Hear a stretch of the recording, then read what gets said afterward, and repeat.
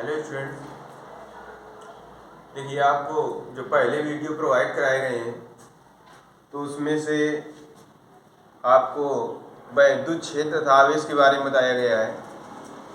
और ये आज जो बताएंगे वो भी गॉस की प्रमेय है। ये लेसन 1 में ही आता है, परंतु थोड़ी अलग चीज़ होती है गॉस की प्रमेय। इसमें गॉस की प्रमेय और वैद्युत फ्लक्स तथा गॉस की प्रमेय की कुछ एप्लीकेशन पढ़ेंगे। ये जो एप्लीकेशन बताए जाएंगे बहुत परीक्षा की दृष्टि से बहुत इम्पॉर्टेंट होते हैं और इनको सीखना बहुत अनिवार्य होता है। हर परीक्षा में इन 3-4 जो एप्लीकेशन होते हैं इनमें से कुछ न कुछ जरूर पूछा जाता है। या तो गॉस की प्रमेय पूछ लेगा, या तो वैद्युत फ्लक्स की परिभाषा, और या तो एप्लीकेशन। जितनी आज चीज़ें इम्पॉर्टेंट हम बताएंगे वो परीक्षा की दृष्टि से बहुत ज़्यादा इम्पॉर्टेंट है। वो आपको किसी न किसी तरीके से ज़रूर सीखना है। और अगर नहीं समझ में आए तो आप दोबारा से कमेंट करिएगा, तो हम आपको दोबारा से वीडियो प्रोवाइड कराएंगे। ठीक है, तो चलो आज हम आपको बताते हैं ये कहाँ से कैसे पढ़ना है आपको। तो देखिए, सबसे पहले इसमें आप पढ़ेंगे क्षेत्रफल वेक्टर। क्षेत्रफल सदिश ये क्या होता है, इसको समझिएंगे।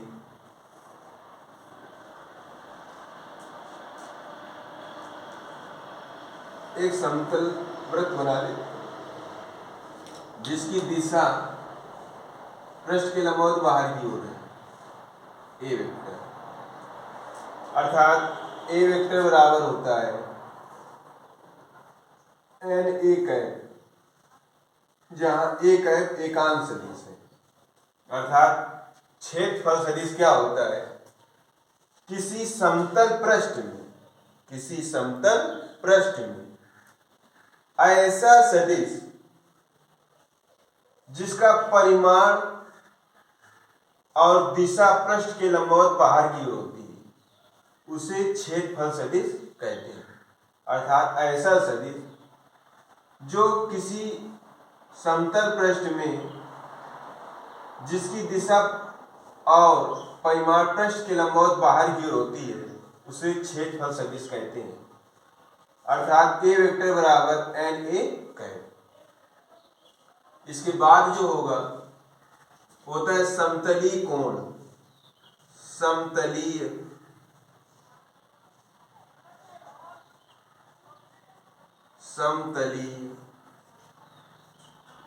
कोण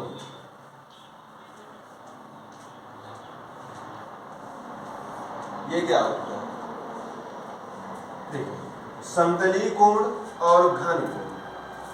समतलीय कोण और घन कोण ये दोनों चीजें आज बताएंगे। तो समतलीय कोण क्या होता है कि वृत्त पर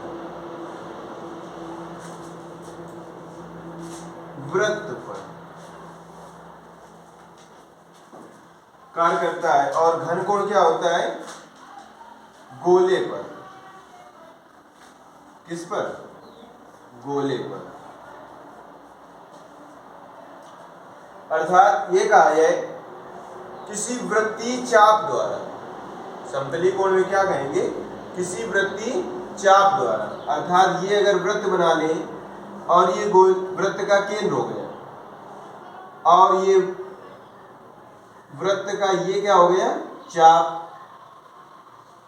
तो वृत्तीय चाप द्वारा, ये चाप द्वारा वृत्त के केंद्र पर, ये केंद्र पर आंतरिक कोण क्या कहलाएगा, समतलीय कोण कहलाएगा। इसको ds से प्रदर्शित करेंगे। और घन कोण क्या होता है कि जैसे गोला जैसे कि तरबूज होता है, तरबूज का आप कुछ हिस्सा आप काट के बाहर निकाल दो इस प्रकार से, ये सपोजेड आप बाहर निकालें, तो यहां पर जो कोण बनेगा उसे क्या कहेंगे, घन कोण कहेंगे। अर्थात गोली किसी गोले पर गोले के चाप द्वारा गोले के केंद्र पर आंतरिक कोण क्या कहलाता है, घन कोण कहलाता है, जिसे d ओमेगा से प्रदर्शित करते हैं। अर्थात परिभाषा में कैसे कहेंगे, परिभाषा में कहेंगे समतलीय कोण में किसी वृत्तीय चाप द्वारा वृत्त के केंद्र पर आंतरिक कोण समतलीय कोण कहलाता है। समतलीय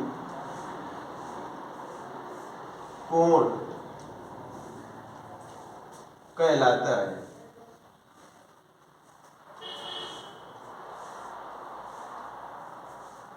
समतलीय कोण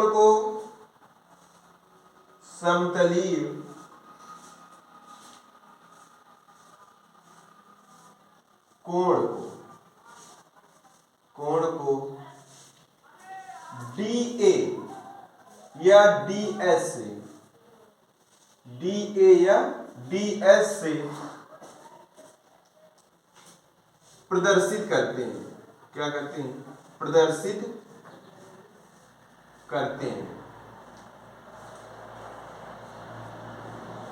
और इसका मात्रक क्या होता है? और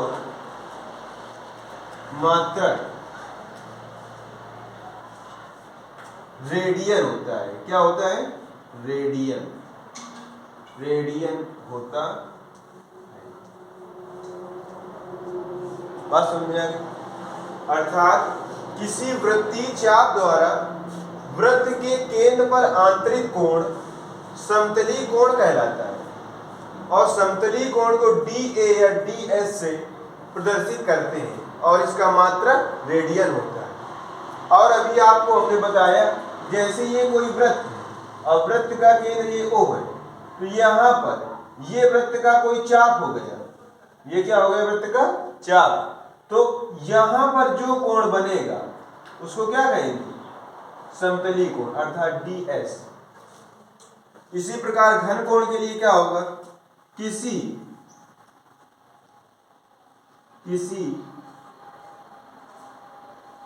गोलीय चाप द्वारा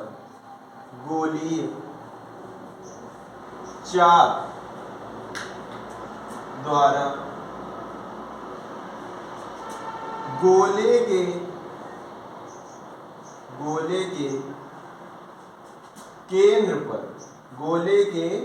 केंद्र पर आंतरिक कोण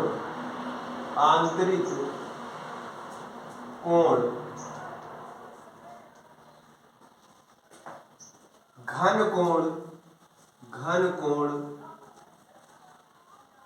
कहलाता है।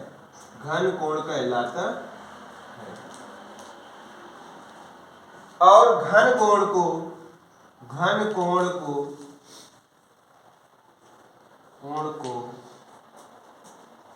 d ओमेगा से प्रदर्शित करते हैं। बात समझ में आ गई? अर्थात किसी गोलीय चाप द्वारा गोले के केंद्र पर आंतरिक कोण घन कोण कहलाता है। घन कोण को d ओमेगा से प्रदर्शित करते हैं और घन कोण का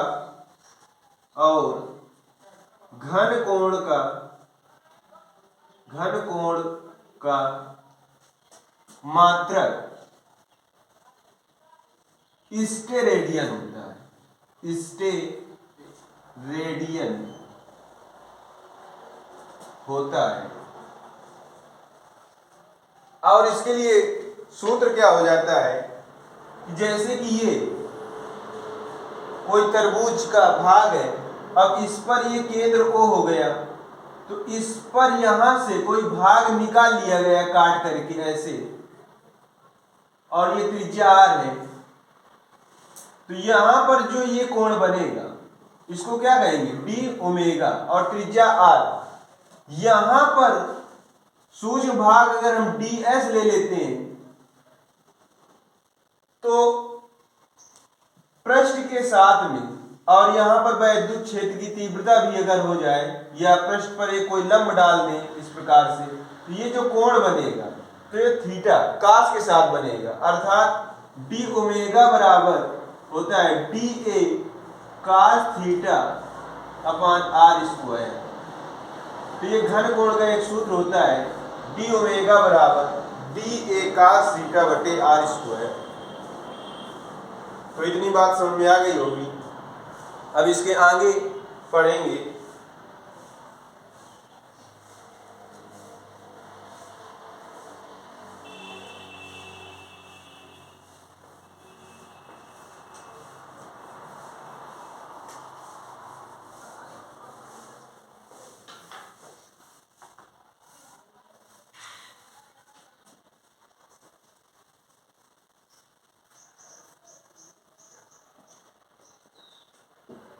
अब इसके आगे पढ़ेंगे आप वैद्युत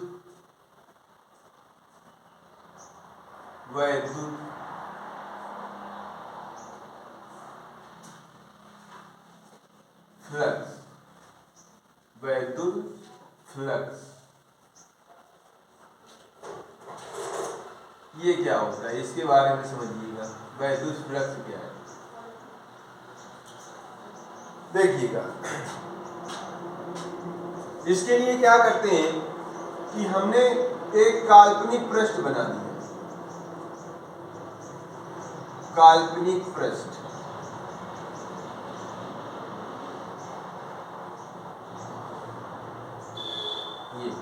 ये काल्पनिक पृष्ठ जिस पर वैद्युत क्षेत्र है, क्या है, वैद्युत क्षेत्र, और इससे लंबवत वैद्युत बल रेखाएं गुजर रही हैं। क्या है, लंबवत वैद्युत बल रेखाएं गुजर रही हैं। तो लंबवत क्या कहेंगे वैद्युत फ्लक्स में कि वैद्युत क्षेत्र में स्थित, वैद्युत क्षेत्र में स्थित लंबवत गुजरने वाली वैद्युत बल रेखाओं की संख्या की माप को वैद्युत फ्लक्स कहते हैं। अर्थात परिभाषा में लिखेंगे वैद्युत क्षेत्र में स्थित काल्पनिक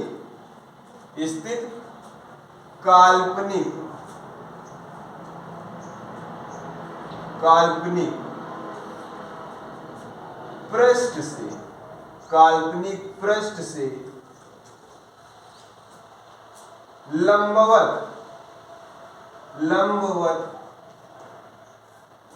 गुजरने वाली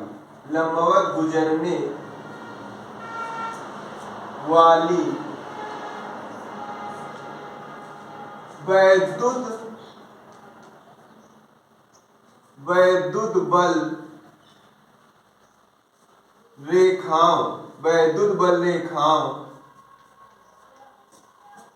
की संख्या, वैद्युत बल रेखाओं की संख्या की माप को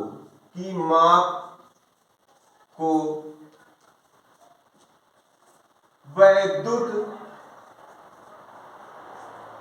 फ्लक्स कहते हैं। वैद्युत फ्लक्स कहते हैं। वैद्युत क्षेत्र में स्थित, देखो ये एक वैद्युत क्षेत्र हो गए, काल्पनिक पृष्ठ, ये काल्पनिक पृष्ठ से लंबवत गुजरने वाली वैद्युत बल रेखाओं की संख्या की माप को वैद्युत फ्लक्स कहते हैं। अच्छा, अब वैद्युत फ्लक्स कहते हैं, तो वैद्युत फ्लक्स को प्रदर्शित किससे करते हैं, तो वैद्युत फ्लक्स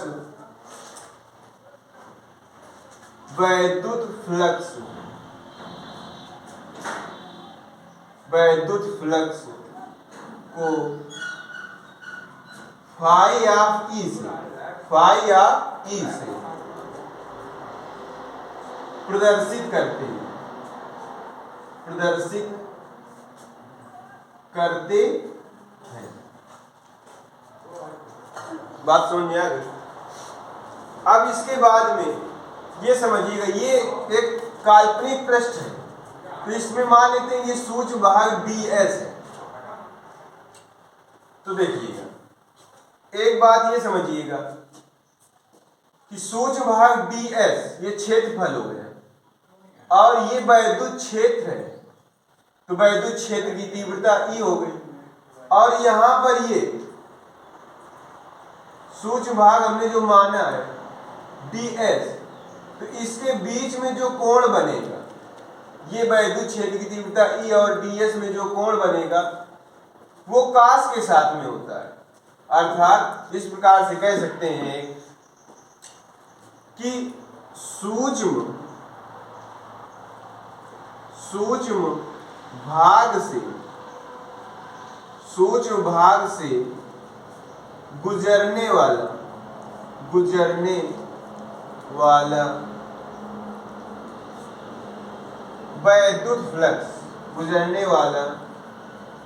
वैद्युत flux d phi of E बराबर E into dA cos theta. देखिएगा, ये कास थीटा ही क्यों लिया गया, क्योंकि ये क्षैतिज, पृथ्वी तल के क्षैतिज है और ds है, क्षेत्रफल है, इसलिए क्षेत्रफल में ज्यादातर आपको कास थीटा ही लेना है। तो ये सूक्ष्म भाग के कारण हो गया।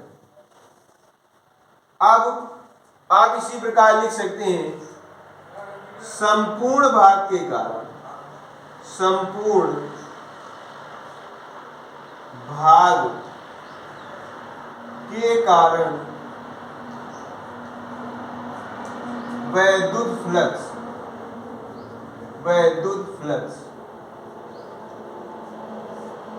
संपूर्ण भाग में क्या होगा, इधर समाकलन आ जाएगा, अर्थात फाई ऑफ E बराबर integration E into dA cos theta.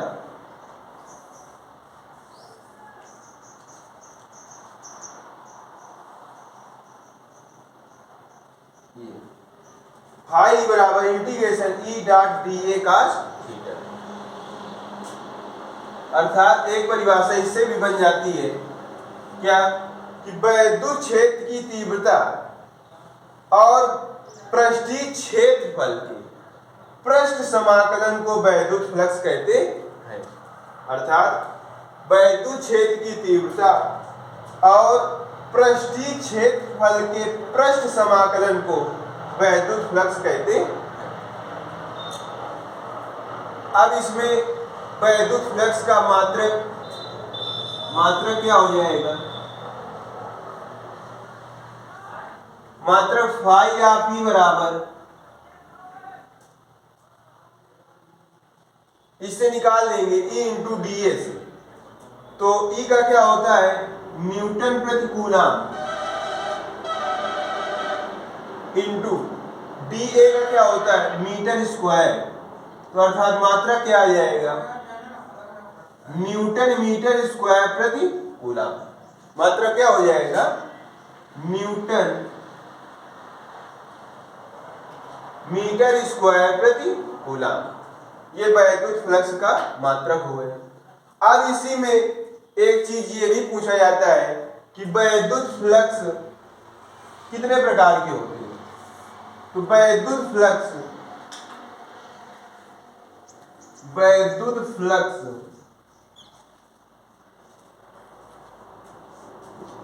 के प्रकार, तो वैद्युत फ्लक्स के प्रकार कितने प्रकार के होते हैं ये भी समझ लीजिएगा।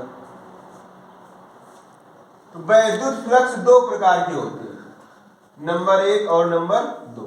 नंबर 1 धनात्मक वैद्युत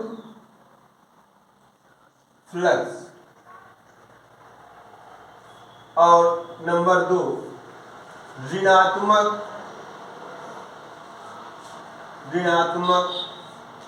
वैद्युत फ्लक्स। कहने का मतलब ये कि जब कोई धन चार्ज है और इससे वैद्युत बल रेखाएं निकलती इस प्रकार से, और ऋण चार्ज जो होता है उसमें वैद्युत बल रेखाएं आती हैं। ये तुमको बताया जाता है वैद्युत बल रेखाओं की परिभाषा।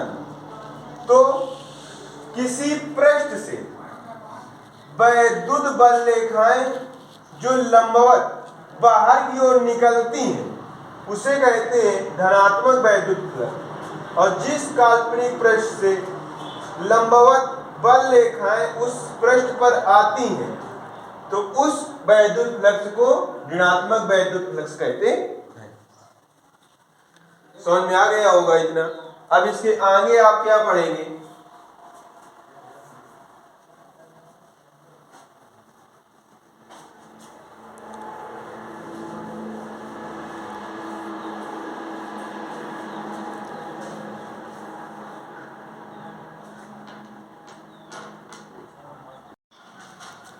अब इसके आगे पढ़ेंगे आप वैद्युत फ्लक्स के बाद में आप पढ़ेंगे गॉस की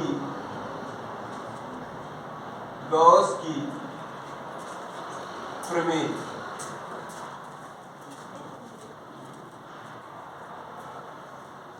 गॉस की प्रमेय क्या होता है देखिएगा। तो इसके लिए आप पहले फिगर बनाएंगे। गॉस की प्रमेय बंद पृष्ठ पर ही लागू होती है। तो इस प्रकार से एक बंद पृष्ठ बना लेंगे जिस पर केंद्र O हो गया, केंद्र पर प्लस Q आवेश रखा हुआ है और R दूरी पर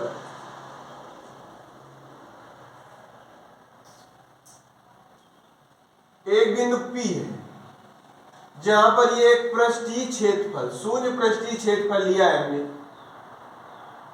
P बिंदु पर, जिसके कारण यहां पर सूक्ष्म पृष्ठीय क्षेत्रफल dA और वैद्युत क्षेत्र की तीव्रता E एक दूसरे पर थीटा कोण बनाते हैं। ये सूक्ष्म भाग लिया है बिंदु P पर। तो क्या हो जाएगा?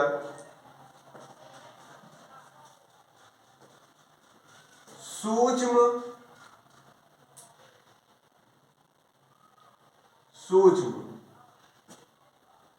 भाग के कारण वैद्युत फ्लक्स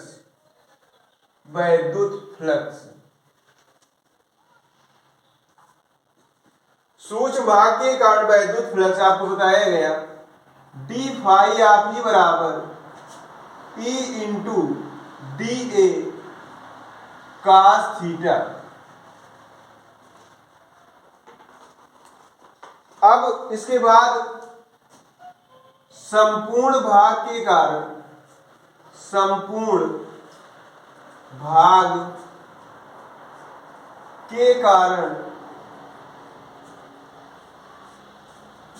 वैद्युत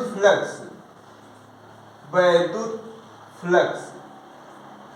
जैसे ही आप संपूर्ण भाग के कारण लिखते हैं तो डिफरेंशिएशन का चिन्ह हटा देते हैं और इंटीग्रेशन लगा देते हैं, अर्थात फाई आप ही बराबर integration E dot DA cos theta. अब आपको हमने पिछले वीडियो में बताया है कि वैद्युत क्षेत्र की तीव्रता किसी एक बिंदु आवेश के कारण होता है 1/4 पाई एप्सिलॉन नॉट Q बटे R स्क्वायर। तो फाई आप ही बराबर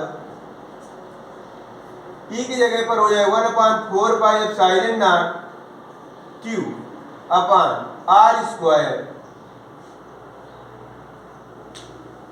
into DA cos theta upon R square. तो हो जाएगा फाई आप ही बराबर 1/4 पाई एप्सिलॉन नॉट और क्यू, ये कांस्टेंट बाहर हो जाएगा, अंदर क्या बचेगा D A cos theta upon R square. अब देखिए बच्चों, आपको हमने पहले आपको बता दिया है कि D A cos theta upon R square क्या होता है डी ओमेगा, और डी ओमेगा का समाकलन आपको बताया गया 4 पाई होता है। तो यहां पर क्या हो जाएगा फाई आप ही बराबर 1/4 पाई एप्सिलॉन नॉट क्यू, और इसका पूरा मान कितना हो जाएगा 4। पहले आप डी ए cos थीटा की जगह पर आप लिखेंगे इंटीग्रेशन डी ओमेगा, और फाई आप ही बराबर 1/4 पाई एप्सिलॉन नॉट क्यू, और इस डी ओमेगा का समाकलन क्या बताया 4 पाई। 4 पाई से 4 पाई कट जाएगा, तो फाई आप ही बराबर आ जाएगा क्यू अपान एप्सिलॉन नॉट। अर्थात क्या कहेंगे स्टेटमेंट में, किसी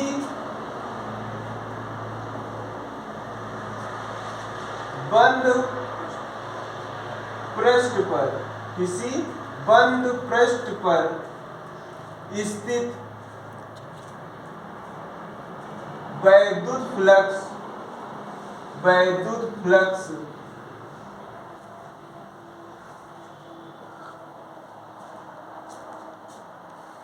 कुल आवेश का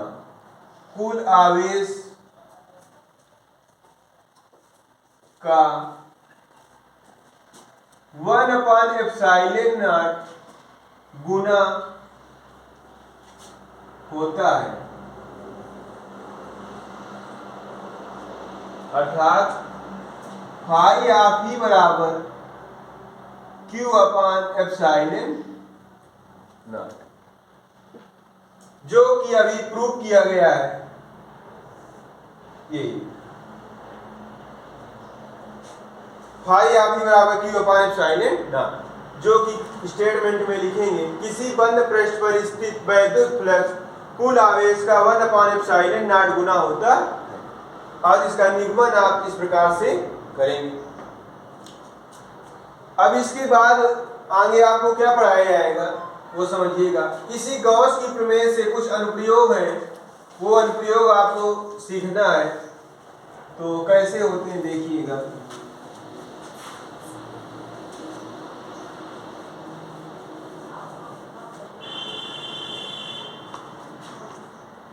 पहला अनुप्रयोग है अनंत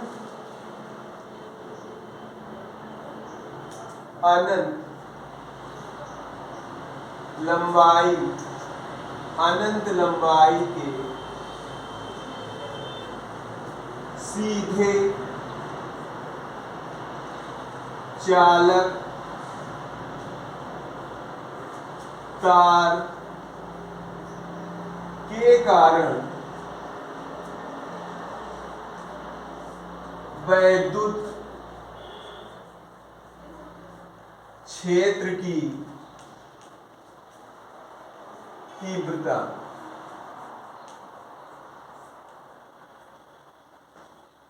इसका अनुप्रयोग नंबर 1 क्या है कि अनंत लंबाई के सीधे चालक तार के कारण वैद्युत क्षेत्र की तीव्रता। देखिए ये अनंत लंबाई का तार है जो कि एक समान रूप से आवेशित है। अब इसमें हम अनंत लंबाई का है तो इसका एक भाग ले लेंगे, जो कि मान लेते हैं कि यहां से यहां तक हमने एक छोटा सा भाग ले लिया, जिसकी लंबाई स्मॉल एल है, और इस तार पर जहां पर ये लंबाई एल लिया है उसके मध्य बिंदु से आर दूरी पर हम वैद्युत क्षेत्र की तीव्रता का परिकलन करेंगे, जिसमें हमने सूक्ष्म भाग लिया ये dA और वैद्युत क्षेत्र की तीव्रता E एक दूसरे के समांतर होंगे और यहाँ पर एक बेलन की नुमा आकृति बन जाएगी, क्योंकि जो तार होता है वो परस्पर बेलन के आकार का ही होता है, इसलिए इस प्रकार की आकृति एक बना लेते हैं। तो यहाँ पर क्या एक समतल पृष्ठ है, ये क्या है समतल पृष्ठ है और ये वक्री भाग है। तो समतल पृष्ठ पर क्या होगा कि समतल पृष्ठ पर जब हम ये सूक्ष्म भाग लेंगे, वैद्युत सूक्ष्म भाग dA और वैद्युत क्षेत्र की तीव्रता E, तो यहाँ पर थीटा बराबर 90 अंश हो जाएगा, अर्थात यहाँ पर वैद्युत फ्लक्स शून्य हो जाएगा, क्योंकि फाई आपी बराबर E into dA cos theta, तो cos 90 अंश का मान 0 होता है, इसलिए वैद्युत फ्लक्स शून्य हो जाएगा। सेम इसी प्रकार यहाँ भी आप जब सूक्ष्म भाग लेंगे आप, तो यहाँ पर भी वैद्युत ये पृष्ठीय क्षेत्रफल dA और पृष्ठ की क्षेत्र की तीव्रता E एक दूसरे के लंबवत होंगे, तो यहाँ पर भी वैद्युत फ्लक्स क्या हो जाएगा 0, क्योंकि cos थीटा 90 है। तो अर्थात लिखेंगे कि एक कैप अनंत लंबाई का तार है जिसके हमने सूक्ष्म भाग स्मॉल l लिया है, जहां पर वैद्युत क्षेत्र की तीव्रता का परिकलन करना है। तो तार के मध्य बिंदु से r दूरी पर एक बिंदु P लिया, जहां पर वैद्युत क्षेत्र की तीव्रता ज्ञात करना है और समतल पृष्ठों पर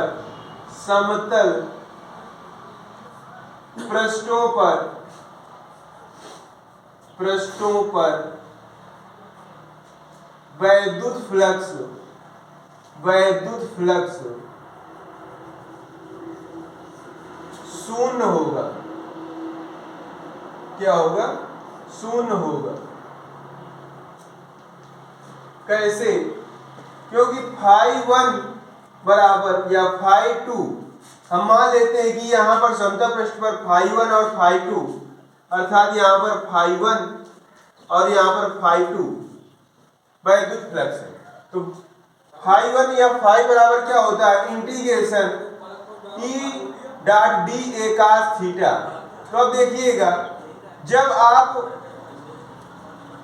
dA cos थीटा की जगह पर आप 90 अंश रखेंगे तो cos 90 अंश का मान 0 होता है, तो सारा 0 हो जाएगा, अर्थात φ1 बराबर φ2, तो φ1 बराबर φ2 का मान कितना आ जाएगा 0 अंश आ जाएगा, 0 अंश नहीं 0 आ जाएगा, अर्थात वैद्युत फ्लक्स समतल पृष्ठों पर शून्य हो जाएगा। अब हम केवल वक्री भाग पर ही वैद्युत फ्लक्स ज्ञात कर सकते हैं। तो इसको ज्ञात करने से पहले एक आप थोड़ी परिभाषा छोटी सी समझ लेंगे, जो कि होता है रेखीय घनत्व। रेखीय घनत्व ये क्या होता है देखिए, लिम्डा बराबर होता है Q अपान स्मॉल n, अर्थात एकांक लंबाई के तार पर उपस्थित आवेश को रेखीय घनत्व कहते हैं, जिसे लिम्डा से प्रदर्शित करते हैं, अर्थात लिम्डा बराबर Q अपान n होता है। तो इसको आप आगे काम पड़ेगा इसलिए बताया हमने। अब इसमें लिखेंगे वक्री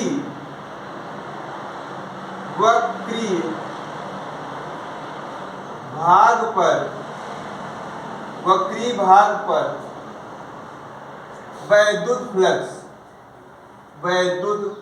फ्लक्स क्या होगा देखिएगा, सूक्ष्म भाग के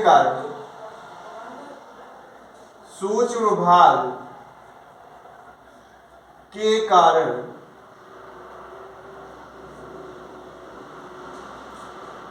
d फाई आप ही बराबर E into dA cos theta. अब देखिएगा थीटा बराबर ये एक दूसरे के कैसे हैं समांतर है, तो अर्थात 0 अंश हो जाएगा, तो d फाई आप ही बराबर हो जाएगा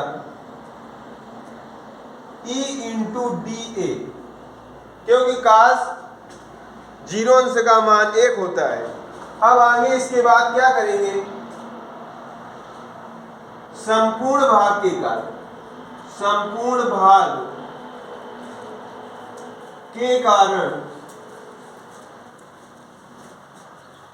फाई आप ही बराबर integration E dot D A. अब फाई आप ही का मान, फाई आप ही की जगह पर गॉस की प्रमेय का मान रख देंगे, अर्थात यहां पर आगे इसको आपको आगे हम बता देते हैं। तो फाई आप ही बराबर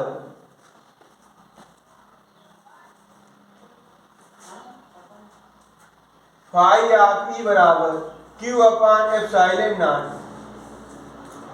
गॉस की प्रमेय से मान रखने पर, तो यहां पर मान रख देंगे Q अपान एप्सिलॉन नॉट बराबर E इंटीग्रेशन डी ए। अब देखिएगा E, अब इंटीग्रेशन डी ए, पहले हमने सूझ भाग लिया, अब इसका इंटीग्रेशन लगाया अर्थात इसका संपूर्ण भाग लिखेंगे, तो इसका संपूर्ण क्षेत्रफल हो जाएगा, अर्थात संपूर्ण वक्र पृष्ठ लिखेंगे। तो संपूर्ण वक्र पृष्ठ बेलन में क्या हो जाएगा 2 पाई आर एच होता है, परंतु यहाँ पर लंबाई क्या लिया हमने, एल लिया है, तो इसलिए यहाँ पर क्या हो जाएगा एल। तो अब क्या हो जाएगा Q अपान एप्सिलॉन नॉट बराबर E, अगली लाइन पर E बराबर 2 पाई एप्सिलॉन नॉट के साथ में 2 पाई epsilon not into Q upon R L, ये आर एल इसके बटे में आ गया और 2 पाई एप्सिलॉन नॉट के साथ में, तो E बराबर 1 अपान 2 पाई एप्सिलॉन नॉट Q अपान एल अभी बताया लिम्डा होता है रेखीय घनत्व, तो लिम्डा बटे आर ये आ जाएगा, अर्थात ये किसके कारण है, अनंत लंबाई के सीधे चालकता के कारण वैद्युत क्षेत्र की तीव्रता का व्यंजक आया E बराबर 1/2 पाई एप्सिलॉन नॉट लिम्डा बटे आर। इसके लिखने का तरीका क्या है, पहले आप इस प्रकार से डायग्राम बनाएंगे, अनंत लंबाई का एक तार जिसके स्मॉल एल लंबाई तार पर आप वैद्युत क्षेत्र की तीव्रता का परिकलन करेंगे, जिसमें क्या होगा समतल पृष्ठ पर सूक्ष्म भाग बी ए और वैद्युत क्षेत्र की तीव्रता दोनों लंबवत हो जाएंगे, इसलिए यहाँ पर वैद्युत फ्लक्स शून्य हो जाएगा, सेम नीचे ऐसे ही हो जाएगा, इसलिए आपको दिखाया गया कि वैद्युत क्षेत्र की वैद्युत फ्लक्स जो है समतल पृष्ठों पर शून्य हो जाएगा। अब वक्री पृष्ठ पर ही हम वैद्युत फ्लक्स ज्ञात कर पाएंगे, तो इसलिए क्यों ज्ञात कर पाएंगे, क्योंकि वैद्युत क्षेत्र की तीव्रता और पृष्ठीय क्षेत्रफल एक दूसरे के समांतर हैं, अर्थात थीटा बराबर 0 अंश है। तो वक्री भाग के पर वैद्युत फ्लक्स सूक्ष्म भाग के कारण डी फाई आप ही बराबर E into D A cos theta, theta बराबर 0 अंश रखेंगे, तो ई इंटू डी ए हो जाएगा। संपूर्ण भाग के कारण तो इधर समाकलन लगा देंगे, तो फाई आप ही बराबर इंटीग्रेशन ई डॉट डी हो जाएगा। अब लिखेंगे फाई आप ही बराबर Q upon epsilon not Gauss की प्रमेय से मान रखने पर, तो फाई आप ही की जगह पर ये क्यू अपान एप्सिलॉन नॉट मान रख दिया गया, ई इंटू डी ए इंटीग्रेशन। अब डी ए सूक्ष्म भाग था, इंटीग्रेशन का मतलब होता है संपूर्ण भाग, तो इसलिए संपूर्ण भाग का मान संपूर्ण बेलन का वक्र पृष्ठ लिख देंगे 2 पाई आर एल। अब ये 2 पाई एप्सिलॉन नॉट के साथ में आ गया और आर बटे एल क्यू बटे आर एल के साथ में, तो क्यू अपान एल जो होगा मान वो रेखीय घनत्व हो जाएगा, लिम्डा के मान के बराबर हो जाएगा। तो इस प्रकार से अनंत लंबाई के सीधे चालकता रेखा में वैद्युत क्षेत्र की तीव्रता का मान आप ज्ञात कर पाते हैं। अब ये जो वीडियो आपको प्रोवाइड कराया जाएगा, इसमें जितने भी चीज़ें आपको बताई गई हैं आप अच्छे से अध्ययन करेंगे, और जो भी चीज़ नहीं आती है आप उसमें कमेंट करके पूछेंगे। अब आगे की वीडियो आपको नेक्स्ट वीडियो जो होगा उसमें आपको सारी चीज़ें प्रोवाइड कराएंगे। Thank you.